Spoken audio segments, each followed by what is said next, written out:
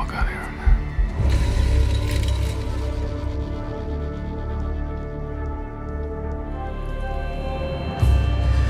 That's it.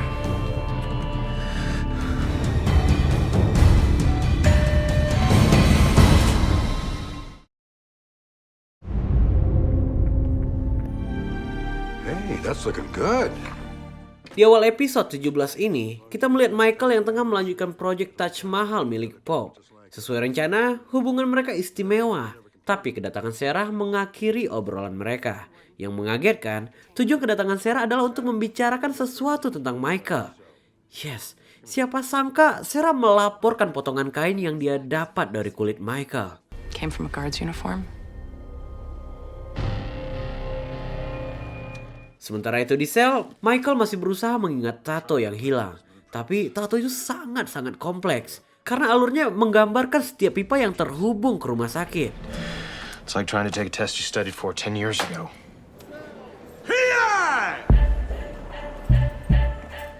Berselang beberapa saat, anggota PI pun kembali dipanggil untuk bertugas. Tapi kali ini waktu mereka nggak lama. Bellick secara tiba-tiba mengganti mereka dengan pekerja profesional untuk finishing akhir yang lebih baik. Berita ini seketika membuat semua orang panik. Tapi sebagai insinyur, Michael tahu apa yang harus dilakukan. Mereka hanya butuh triplek dan menaruh semen khusus di atasnya. Saat dibutuhkan, tembok itu dapat dengan mudah dihancurkan. Let's get on it. We've only got a couple hours to get this thing done. Hey, Tweener, you made avocado? Setelah menemui mereka, Bellick segera memanggil Tweener untuk informasi terbaru. Jawaban anak itu sama. Dia nggak mendapat informasi apapun karena Michael hanya bergaul dalam lingkungan PI. Ini masuk akal bagi Bellick. Fire on the line. Detik itu juga, tim PI kembali dibuat kalang kabut. Bellick benar-benar membuat anak itu bergabung ke dalam tim. Tweener ini seperti mengerti apa yang tengah disembunyikan di ruangan itu. Tentu ini buruk. Hey man, look at my brush. It's all sticking together. Sorry I busted up the party, yo. Got another badge. Gak berselang lama dari momen itu, sipir kembali mendatangi mereka. Kali ini tentang Michael. Pope memanggilnya, sedangkan yang lainnya diminta untuk segera meninggalkan gudang. Ini semakin kacau, teman-teman. Schofield, Pope's waiting. Scene pun berpindah ke dunia luar. The Company berhasil mengidentifikasi sosok misterius yang ternyata benar. Dia adalah ayah kandung Lincoln, lelaki misterius yang pernah bekerja untuk The Company kemudian menghilang. Menjebak Lincoln adalah salah satu dari rencana mereka, tapi nggak dijelaskan untuk alasan apa. Hey Link. Di waktu bersamaan, Lincoln dikabarkan tentang penetapan tanggal baru eksekusinya. Kerumitan situasi ini membuat LJ tergerak. Kali ini dia sangat emosional. Benar ucapannya, semakin mereka mengejar hukum, mereka sendiri yang mendapat masalah hukum.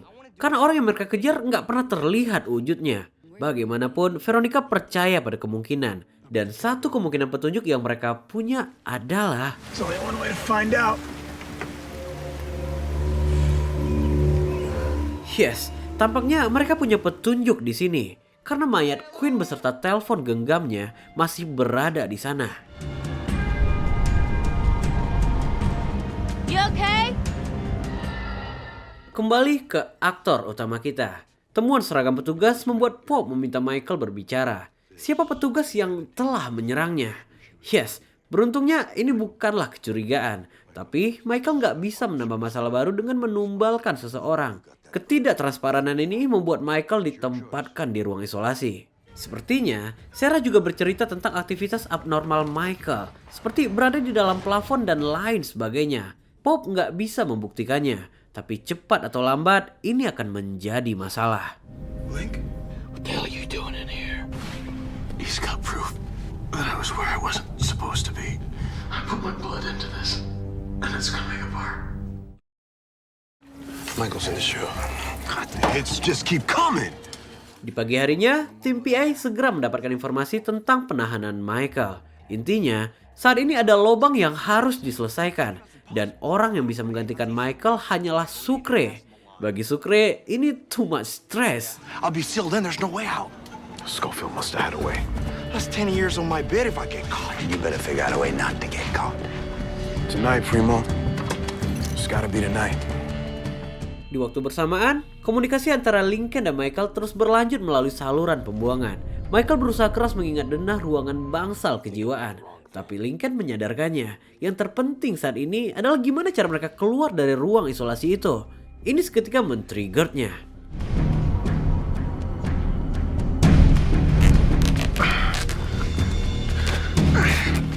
Sementara itu, kita kembali ke Sucre. Permintaan tim PI ini memang betul-betul membuatnya too much stress. Bukan masalah masuk ke dalam terowongan itu, tapi bagaimana cara dia kembali ke sel.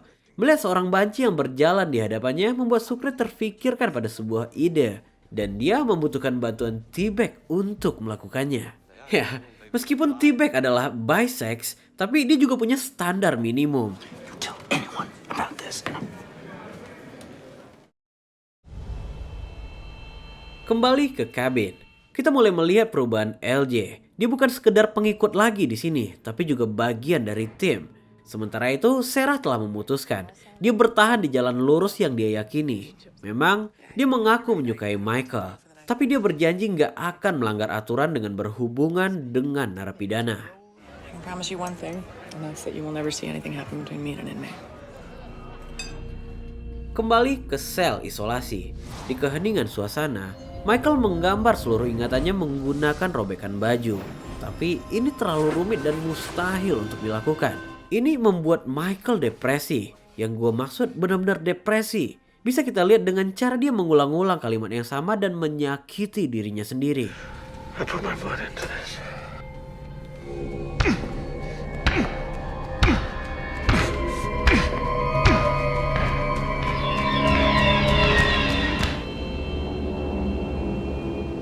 Singkat cerita, sampailah pada malam harinya. Sucre akhirnya turun menelusuri pipa berdasarkan ajaran Michael. Tanpa kesulitan, dia berhasil mencapai gudang fasilitas. Kepanikan dan kurangnya pengalaman bisa kita lihat dari cara Sucre menghandle situasi ini. Yang akhirnya menarik perhatian seorang patroli. Tentu saja Sucre nggak menyadari hal ini. Dan yang terjadi...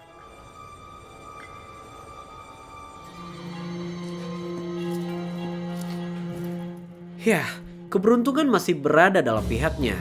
Namun, semua ini belum selesai. Karena Sucre harus kembali melalui dryness yang berada di lapangan. Hingga akhirnya... Ya, Sucre tertangkap oleh tower patroli. Ini seperti mengulang kesalahan yang sama. Selesai satu masalah, datang masalah lainnya. Tuduhannya jelas tentang pelarian diri. Tapi Sucre menolaknya. Dia menolak semua tuduhan Bellic. Karena Sucre telah menyiapkan alibi untuk situasi ini. So bad as escape, it wasn't drugs. And what the hell was it?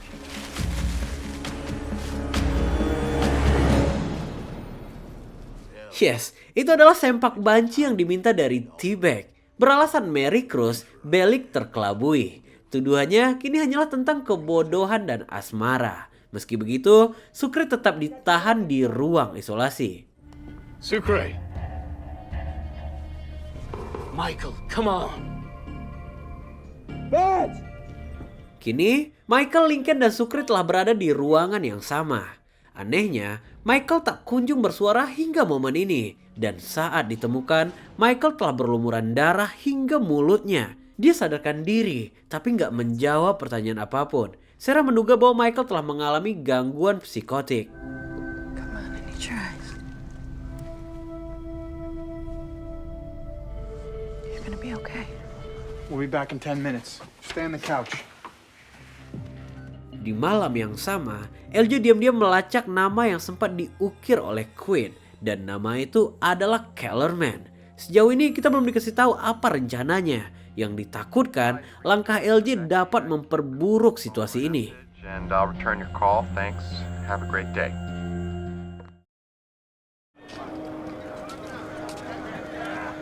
Di keesokan paginya, tim PI dibuat gelisah tentang pengecoran yang dilakukan Sucre semalam.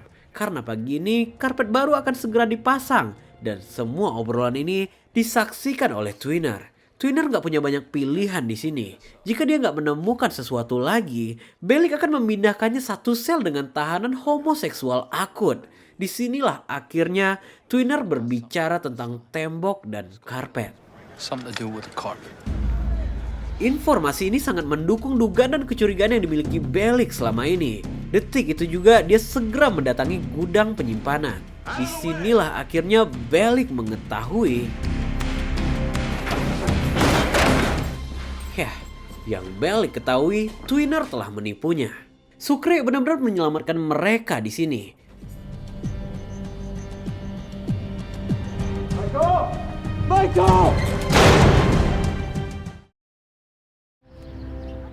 Di waktu bersamaan, LJ diam-diam mendatangi kediaman Kellerman. Yang dia tidak ketahui, seorang tetangga melihat aktivitasnya. Gak berselang lama, Kellerman pun pulang. Dan yang terjadi...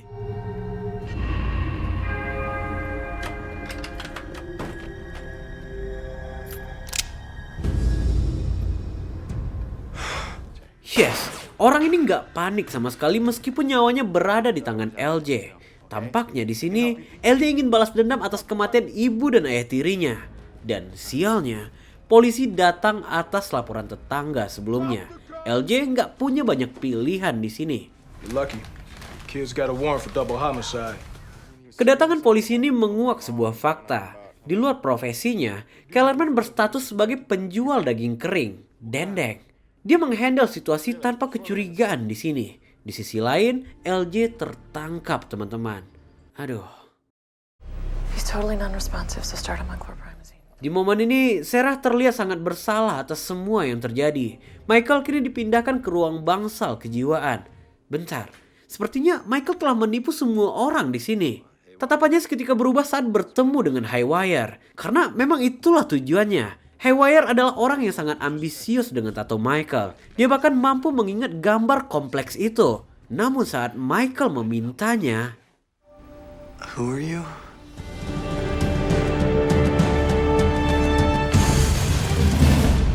Schofield. Michael Schofield. Haywire nggak mengenali Michael. Antara orang ini pura-pura lupa atau di tengah berada dalam pengaruh obat. Bagaimanapun, Michael membutuhkannya untuk mengingat tatonya yang hilang. Perlu diketahui, Haywire memiliki kecerdasan visual. Hanya dengan melihat, dia dapat mengingat bentuk simbol, pola, ataupun garis yang rumit sekalipun. Swallow it, or it's going in the rear door. Dan sesuai dugaan Michael, Haywire berada di bawah pengaruh obat penenang untuk mencegah halusinasinya. You were right, Haywire. I did steal your toothpaste. You drew that tattoo from memory, and I need you to do it again. Schofield went J-Cat? Sure did. I saw it coming too. Informasi gangguan mental yang dialami Michael menjadi kebanggaan bagi Bellick. Kita tahu ini personal, mengingat Sarah lebih menyukai Michael daripada dirinya. Sialnya, sel yang kosong akan mereka lelang, mengingat posisinya diinginkan oleh banyak orang.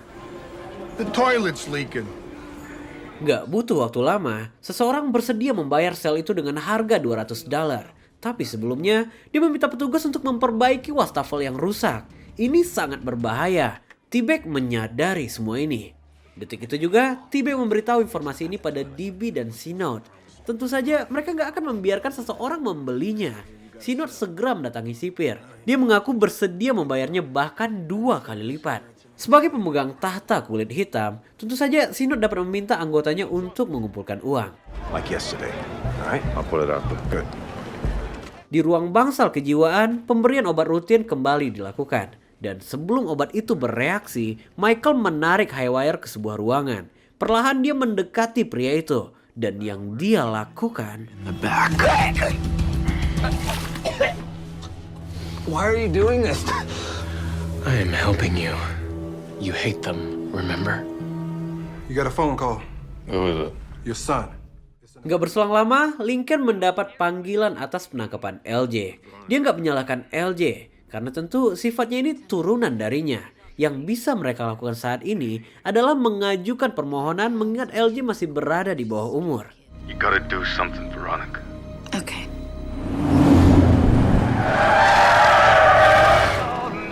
Are you insane? Di waktu yang sama, Kellerman dihadang oleh The Company. Wanita itu menyampaikan informasi pemecatan Kellerman atas kebodohan yang dia lakukan. Gimana bisa anak urakan umur 16 tahun dapat melacak dan hampir membunuhnya? Hey, I need you to focus. I need you to remember what you drew. It's a path.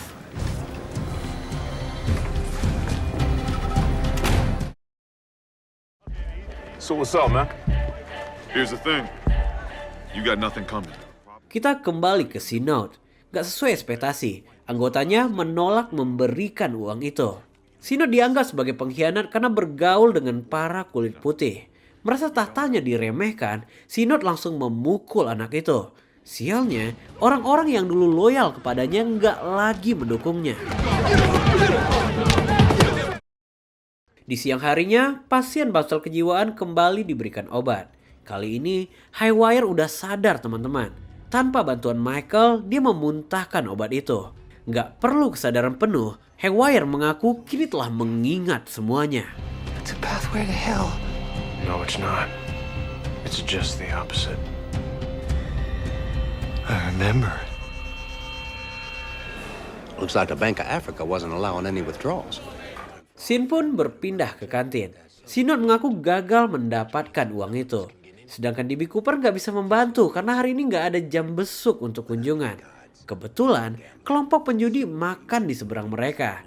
T-Bag mengaku sangat ahli dalam bermain kartu. Bermain curang tentunya. Tapi pertama-tama, mereka perlu modal setidaknya $50. Open on 40. Dengan alibi akan membeli kamar Scofield, DB diam-diam mengambil sebuah Alkitab di meja. Alkitab yang pernah dia berikan pada Michael dengan selipan $100. Dengan ini, T-Bag harus merealisasikan perkataannya. Hello, Benjamin. Minted in 1972. Hot damn. Di momen ini, T-Bag mulai meracik rencananya. Dia ingin Synod ikut main, karena jika T-Bag terus-terusan menang, orang Kolombia itu akan mencurigainya. Intinya, kemenangan mereka harus di-split untuk mencegah kecurigaan. Take this. Kembali ke aktor utama kita. Inilah saatnya. Michael memaksa Haywire untuk mengingat bagian tatonya yang hilang. Ini terdengar sangat menjanjikan. Dan di momen itu juga, Manches si tukang laundry tiba-tiba lewat. Michael memintanya untuk menyampaikan pesan pada Sucre bahwa dia tengah mengisi sesuatu yang kosong. Di momen itu, Manches menyadari bahwa luka bakar Michael berada persis dengan rusaknya seragam sipir. Oh, let me check. Berpindah ke dunia luar. Saat tengah mencari kabel charger ponsel Queen, Nick dihampiri oleh seseorang. Seseorang yang sepertinya telah bersepakat dengannya. Dan kesepakatan mereka adalah Nick wajib mengawasi Veronica setiap waktu. Dan saat waktunya, Nick harus menyerahkan Veronica. Be in touch. Kembali ke aktor utama kita. Setiap sesi minum obat, Michael terus mengawasi Haywire untuk menjaga kewarasannya. Namun kali ini, You should be careful when you tell people to remember things, Michael. yes, kali ini dia sangat waras dan dia mengingat semua perlakuan Michael kepadanya, termasuk menjebaknya ke dalam bangsal kejiwaan. Ini membuat Michael terdiam.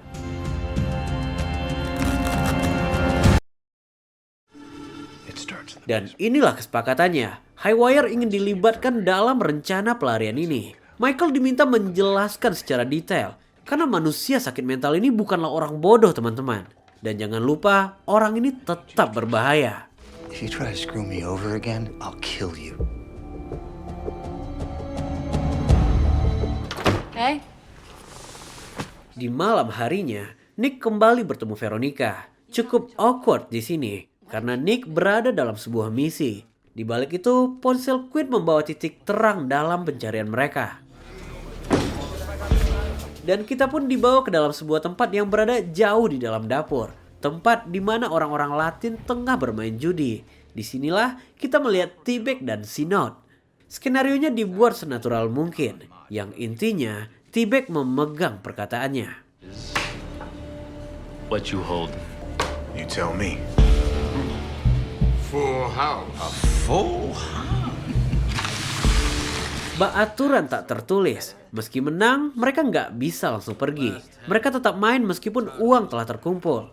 Bodohnya, T-Bag nggak sengaja membalik kartu bagian Synod.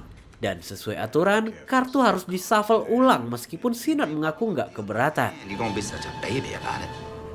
House rules.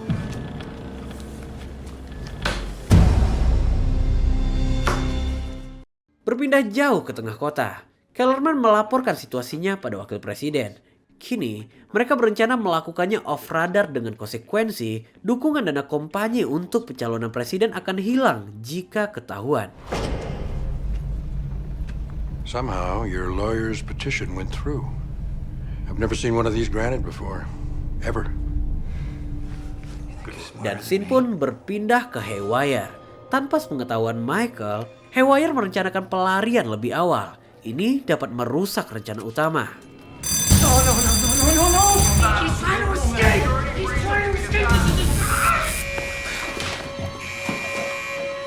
Ternyata, Michael telah memprediksi ini akan terjadi. Sementara itu di lapangan, Sinod menemui sipir dan langsung membayar lunas kamar Michael. For Gino. Renegotiation, the price is $700 now. Namun, kamar itu kembali dimonopoli. Harganya dinaikkan menjadi $700. Gak ada pilihan lain, DB harus merelakan jam antik miliknya. Your problem is somebody already gave me $700 for the sale, so you're SOL. Oh, come on.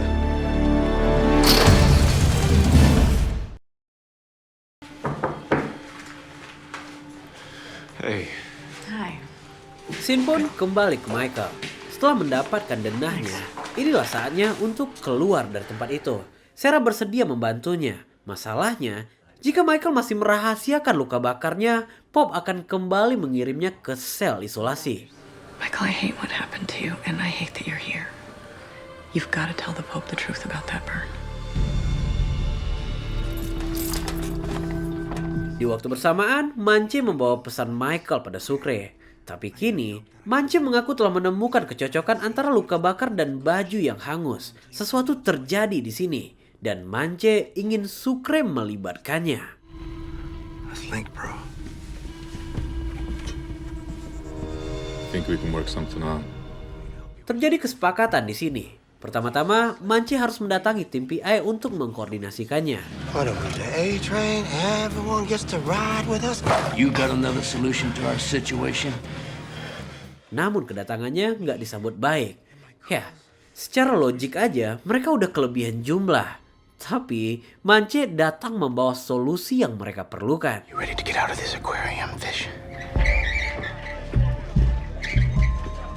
Belum diketahui rencana apa yang akan mereka lakukan. Tapi tampaknya ini sangat beresiko teman-teman. Karena Michael berencana menjebak Gary, sang sipir yang menipu mereka sekaligus yang melelang kamarnya. Michael berencana juga akan mengkambing hitamkan sipir itu atas luka bakar yang dialami. The name, Geary. Geary. Gak butuh waktu lama, Pop segera mendapat informasi ini. Kepala penjara itu segera mendatangi ruang istirahat. Tanpa penjelasan apapun, dia langsung menggeledah kabinet milik Gary. Sesuai ungkapan Michael, Pop menemukan barang bukti.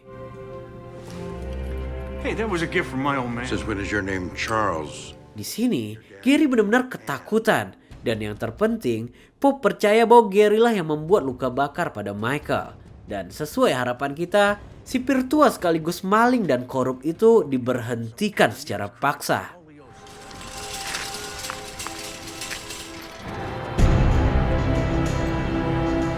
Kepergian Gary ini bersamaan dengan dibawanya Lincoln menemui LJ sesuai putusan pengadilan. Sementara Nick masih terus mengawasi Veronica. Sebentar lagi dia harus menyerahkannya. Sedangkan Michael kembali mendapatkan selnya. Pop juga menitipkan jam antik milik DB. Wanted me to give you this.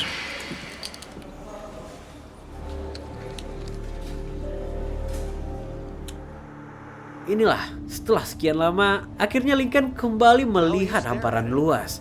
Namun tiba-tiba...